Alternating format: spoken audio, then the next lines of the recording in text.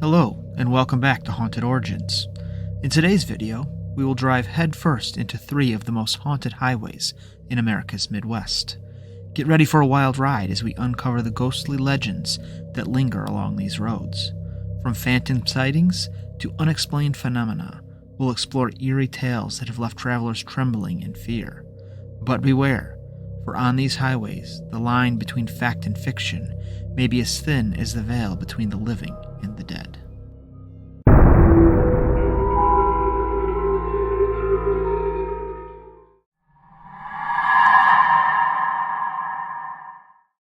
The year was 1974, a sweltering summer evening in rural Michigan. Terry trudged home from the blueberry fields, exhaustion weighing heavy on his shoulders. The small farmhouse, nestled along a desolate Merrill, Michigan road, seemed unusually eerie in the fading light. Despite the warmth of familiarity, a subtle unease lingered in the air. Inside, the family's evening rituals unfolded, each movement echoing in the quiet house. As they settled into bed, a sudden deafening crash shattered the stillness, jolting them from their slumber. Heartbeats raced as they sprinted towards the source. A sense of panic and alarm rang through the house. The kitchen lay in disarray, shards of glass littering the floor, sparkling in the moonlight. With adrenaline coursing through their veins, Terry and his father bolted outside, scanning the darkness for any trace of an intruder. But the moonlit landscape yielded no answers, only a sinister silence that whispered of unseen dangers lurking in the shadows. This story is the starting point of the hauntings of the Pomeraning house on Dice Road in Merrill, Michigan, what is considered by many to be the most haunted road in Michigan, a road that is not only the location of Michigan's most haunted house, but home of a total of 3 haunted locations. This is their story. Our first location on Dice Road, and probably the most famous, is considered by many to be the most haunted house in Michigan. The house was built in 1951 by Harold and Mabel Pomeraning, on property that was owned by the Pomeraning family for many years. They quickly had 2 sons, Dwayne and Terry, with all 4 making the small countryside house their home. Everything seemed completely normal for many years. That was until a quiet July night in 1974. The stillness of the summer night was ruptured by the piercing crash of the kitchen window on the Pomeraning's residence. Upon investigation, Harold and Terry dashed outside, only to find no trace of anyone in the moonlit expanse surrounding their home. Despite the ample visibility afforded by the countryside setting, there was no sign of an intruder in any direction. Alarmed and increasingly confused, the family promptly contacted the local police department, who immediately came out to the home. Despite thorough scrutiny of the vicinity, the officer found no trace of anyone approaching the premises that evening. Attempting to shake off the disturbance, the household retired for the night, hoping to put this behind them. However, their hopes were dashed the following evening when the eerie stillness was once again shattered. On this occasion, a resounding pounding echoed just outside the bedroom windows. Rushing to investigate, the family found there was no one outside. Determined to apprehend the source of the disturbance, Harold dashed outside, only to be met with the same eerie emptiness as the night prior. Once more, the authorities were summoned, yet their thorough search yielded no evidence of any intruders. Night after night, the relentless pounding persisted, targeting various windows throughout the house, yet always yielding an empty scene upon investigation. The disruptions grew so incessant that the local police, in an effort to catch the perpetrator, conducted a stakeout without informing the Pomeraning family. During this surveillance, the mysterious pounding resumed as expected, yet no intruders were spotted.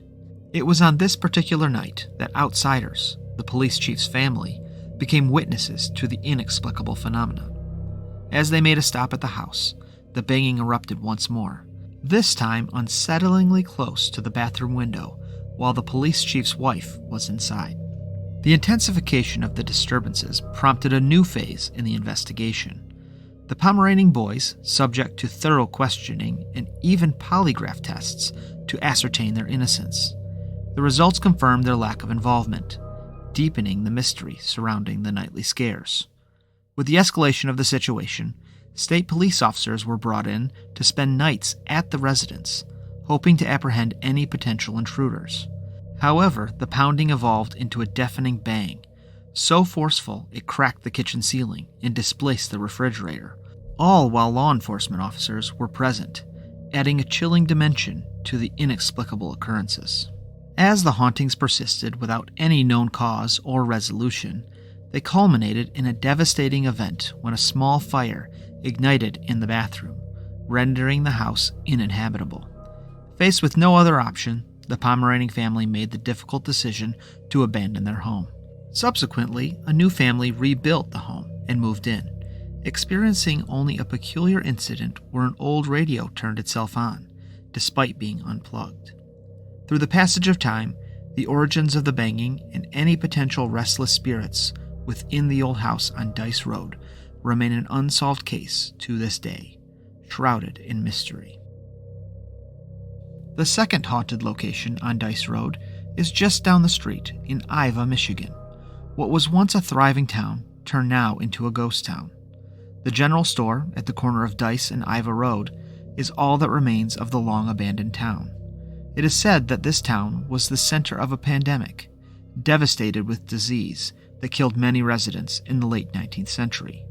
Because of the highly contagious disease, many of the bodies and homes had to be burned to prevent further spread. The general store is all that remains of the once growing town, but many of its former residents have still not moved on. The old building, now purchased and renovated by a local couple, has become the focal point for paranormal activity, providing undeniable evidence of something inexplicable occurring within its walls. During the renovation process, the couple has felt ghostly presences brushing against them and witnessed power tools activating on their own accord. Despite these eerie encounters, they have transformed the space into their home. Occasional incidents, such as a washing machine spontaneously starting, further confirm the presence of otherworldly forces. Fortunately, none of these disturbances have been hostile, leading the couple to embrace their spectral roommates and carry on with their lives in harmony with the supernatural. Further east along Dice Road lies the Dice Road Cemetery, the third haunted site in the vicinity. The tale surrounding this eerie location reads like a page from the work of William Shakespeare. Legends tell of the sighting of a ghost of a young woman named Anna, who wanders the cemetery awaiting the return of her long-lost husband. Anna Rhodes was born in 1811 in Italy, where tragedy struck her family when their home succumbed to a devastating house fire, leaving her as the sole survivor. Sent to the United States to be raised by her aunt, Stella Rhodes, Anna found herself in a sparsely populated countryside of Michigan, near what is now known as Saginaw. Growing up in the area, she forged friendships with the local Native American tribes. As she grew older, Anna captured the heart of a young lumberman named Jonathan Millerton. Their bond deepened as they spent more time together, swiftly falling deeply in love. The joyous marriage of Anna and Jonathan took place when Anna was merely 17 years old. Yet their happiness was abruptly derailed 3 months into their marriage, when Jonathan was dispatched on a lumber ship traversing the Great Lakes, a journey that promised prolonged separation. Assured by the presence of her Aunt Stella, Anna braced herself for a prolonged absence of her beloved. However, fate dealt a cruel blow when tragedy struck, and Aunt Stella passed away not long after Jonathan's departure. Left alone in the isolated wilderness, Anna spiraled into a vortex of madness, only made worse by the devastating news of a shipwreck that claimed Jonathan's vessel. With the loss of all hope of happiness and a future, Anna tragically took her own life in 1830. Her lifeless body was discovered 2 days later, suspended from the rafters of a small shed tucked away in the depths of the Dice Road Cemetery. Adding another layer of tragedy, Jonathan miraculously survived the shipwreck and returned home less than a month after Anna's untimely demise. Consumed by grief, he continued to reside in the area, faithfully visiting Anna's resting place at the Dice Road Cemetery until his passing in 1879. It is believed that the spirit of Anna has never left the cemetery. There have been numerous witnesses to the young woman wandering the cemetery in search of her long-lost love.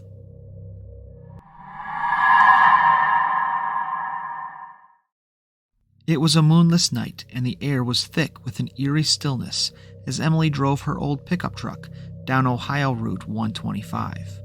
The wide 4-lane road was completely empty in the pitch-black darkness.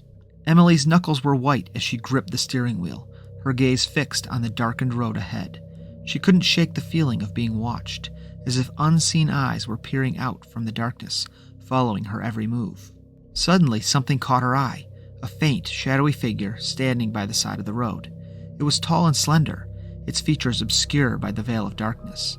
Emily's heart skipped a beat as she drove closer, the figure seeming to sway ever so slightly, as if beckoning her closer. A wave of shock ran through Emily as the figure stepped into the road as she passed through it, her eyes darting to the rearview mirror. To her horror, she saw the shadowy figure turn and began to glide after her, its form twisting and contorting as it moved.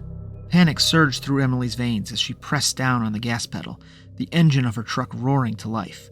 But no matter how fast she drove, the figure remained hot on her heels, its presence looming larger with every passing moment. The road stretched on endlessly before her, the darkness seeming to swallow everything in its path. Emily's breath came in ragged gasps as she desperately tried to outrun the black, shadowy figure pursuing her. To Emily's relief, she spotted a flickering light up ahead, a lone gas station standing at the edge of the darkness. With renewed determination, she gunned the engine and sped towards the sanctuary of the flickering lights. As Emily's truck screeched to a halt in front of the gas station, she flung open the door and stumbled out into the cool night air. She glanced back at the road behind her, where there was nothing, only the empty darkness of the night. This is one of many hauntings on the stretch of Ohio's Route 125, known as Dead Man's Curve. This is its story. The term Dead Man's Curve typically denotes a sharp and abrupt turn on a road. While Route 125's geography doesn't precisely fit this description, the association with mortality feels fitting. This road's history traces back to the 1960s, when it was known as the Ohio Pike, a winding 2-lane route through the countryside. In 1968, part of the road was relocated and expanded into a 4-lane highway. This alteration facilitated smoother traffic flow through Ohio's rural areas and connected numerous small towns, but it also fostered higher speeds among drivers. The increased speeds facilitated by the new road would soon result in tragedy. In the late hours of a fateful night in 1969, a green roadrunner hurtled down the freshly laid curves of Route 125, its speeds exceeding 100 miles per hour. Around the bend appeared an Impala, carrying 5 teenagers. In an instant, the two vehicles collided, creating a scene of unimaginable horror. Every soul involved in the devastating crash met their demise, save for one, a man named Rick, yet his survival came with a haunting burden that would shadow him for the remainder of his days. The ominous beginning of this highway stretch marked only the beginning of its dark legacy. In the years following its inauguration, over 70 deaths have been attributed to auto accidents on this treacherous route. Furthermore, tales of the paranormal have emerged, echoing the chilling encounter experienced by Emily in her pickup truck. Legend has it that between 1:20 a.m. and 1:40 a.m., travelers along this desolate stretch of road may encounter a spectral hitchhiker. Eyewitnesses have recounted sightings of the same eerie figure, a 3-dimensional shadow figure devoid of any discernible facial features. This spectral entity ventures onto the road, chasing after passing vehicles with an otherworldly determination. Some have even reported inexplicable incidences of rocks being hurled at cars in the dead of night. Undeniably, there's an air of the paranormal enveloping this haunted segment of Route 125.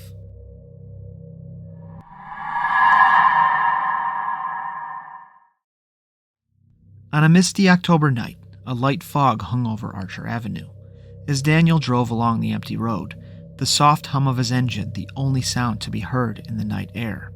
As he rounded a bend, he spotted her, a solitary figure standing by the roadside, her form obscured by the thickening fog. Intrigued, he slowed the car to a stop beside her. "Do you need a ride?" he called out, the words swallowed by the fog. The figure turned toward him, revealing a young woman with light hair and a pale complexion. Without a word, she nodded and silently accepted his offer, sliding into the passenger seat beside him. "Where are you headed?" he asked, glancing at her expectantly. But she remained silent, her gaze fixed on the road ahead. She nodded, signaling forward as they drove on through the night. The fog seemed to thicken around them, casting an eerie scene over the landscape. As they approached the gates of Resurrection Cemetery, the woman signaled for Daniel to stop. He felt a chill run down his spine. "Is this where you want to go?" he asked, his voice trembling. Wordlessly, she pointed towards the cemetery entrance. Her finger trembling ever so slightly, with a sinking feeling in his gut, he pulled over to the side of the road. Turning to face her, he gasped in shock. The seat beside him was empty, the door hanging open ever so slightly to the cold night air. There was no sign of the woman, no trace of her presence save for the lingering chill in the air. Shaken to the core, he glanced toward the cemetery gates, half expecting to see her ghostly form fading into the mist, but there was nothing there, only the silent darkness of the graveyard. With a racing heart, he put the car into gear and sped away, eager to leave the haunted place behind him. But try as he might, he couldn't shake the feeling that he had just encountered Resurrection Mary, the young woman forever condemned to wander Archer Avenue. This is her story. Our story unfolds on the southwest side of Chicago, along the winding Archer Avenue. This section of the road, near the infamous Resurrection Cemetery, is renowned as one of the most haunted stretches in the Chicago area. The cemetery sprawls over 475 acres, primarily serving the local Polish community. Amongst the thousands of graves scattered across the expanse, one mystery prevails. Which of these resting places is home to the spectral entity that lends Archer Avenue its spine-tingling notoriety? According to the legends, the phantom haunting Archer Avenue is known as Mary. Descriptions of her recount a young woman with light hair, a pale complexion, and adorned in an elegant white gown. Numerous sightings of Mary along Archer Avenue align closely to this description. The time frame of these encounters can be traced back to 1936, when Jerry Pallas experienced the first sighting. Jerry had been dancing at Liberty Grove Hall, previously known as the O. Henry Ballroom, located on Archer Avenue. There he encountered a captivating young woman, with blonde hair and dressed in a fancy white gown, standing to the side. After mustering the courage to ask her to dance, they spent the evening dancing together. As the night concluded, Jerry offered to drive her home. However, instead of heading towards her stated address, she directed him toward Resurrection Cemetery. They proceeded until they reached a point in front of the cemetery gate, where she asked him to stop. Exiting the car, Mary instructed Jerry to wait for her. Upon reaching the gate, she vanished before his eyes. The following morning, Jerry ventured to the address Mary had provided, where he met her mother. To his astonishment, the woman confirmed that her daughter, Mary, had passed away several years prior.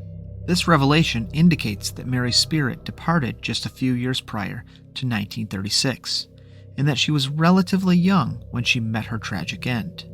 With this information, the search for her true identity within Resurrection Cemetery has been narrowed down to two women, whose profiles closely align with the description of the ghostly figure. The initial suspect believed to be the origin of the Phantom Mary was Mary Bregovi. Sadly, Bregovi met her untimely end in 1934 due to a car accident at the young age of 21. Initially, rumors circulated that she had perished while en route from the O. Henry Ballroom, with speculation that the accident had occurred on Archer Avenue. However, subsequent investigations have debunked these claims. The truth reveals that her demise occurred in downtown Chicago, when the vehicle she was traveling in collided with an I-beam supporting an overhead structure. Bregovi was ejected from the front passenger seat and tragically died instantly. While it's true that Bregovi held a fondness for dancing, further examination reveals significant discrepancies between her and the legendary Resurrection Mary. Beyond the tragic night of her passing, where she was indeed out dancing with friends, the similarities end. Notably, Bregovi had short, dark hair, and she was laid to rest in her favorite orchid-colored dress, diverging from the iconic white gown that Resurrection Mary is famed for. The second potential candidate is a young girl named Anna Maria Norkus. In 1927, at the tender age of 13, Anna pleaded with her father to take her to the O. Henry Ballroom for her 13th birthday celebration. Dancing held such an allure for her that it was all she wished for on her special day. Yielding to her request, her father accompanied her along with a friend and his partner. They reveled in dancing until the early hours of the morning, until around 1:30 a.m., when they decided to head home, driving along Archer Avenue. Upon turning east onto 71st Street and then north onto Harlem to 67th Street, tragedy struck. Their car veered out of control and plunged into an unseen 25-foot railroad cut. The impact was devastating, and poor Anna met her untimely demise instantly. Contrary to legend, she was laid to rest in St. Casimir's Cemetery, not Resurrection Cemetery. However, there are further intricacies to this tale. A gravedigger for Resurrection Cemetery, who also happened to be the father of a close friend of Anna, has revealed a startling revelation.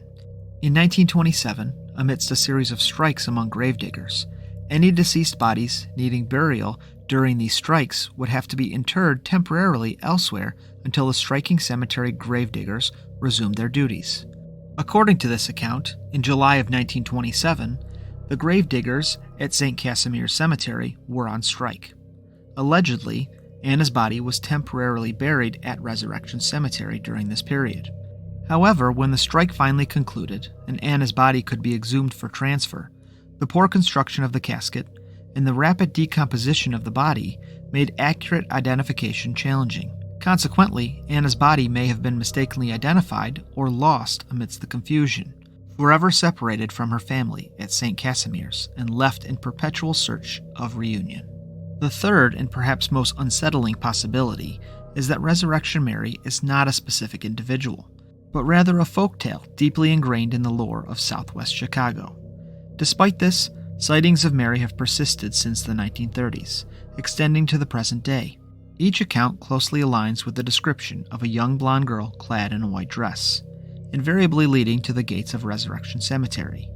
This enduring phenomenon has cemented Archer Avenue's reputation as the most haunted road in Chicago, shrouded in the chilling mystery of Resurrection Mary's spectral presence. Thank you for listening to today's story. If you enjoyed our story today, please subscribe to the channel so you don't miss our next episode. And if you made it this far, please leave a comment if you've seen any of the paranormal spirits covered in today's episode.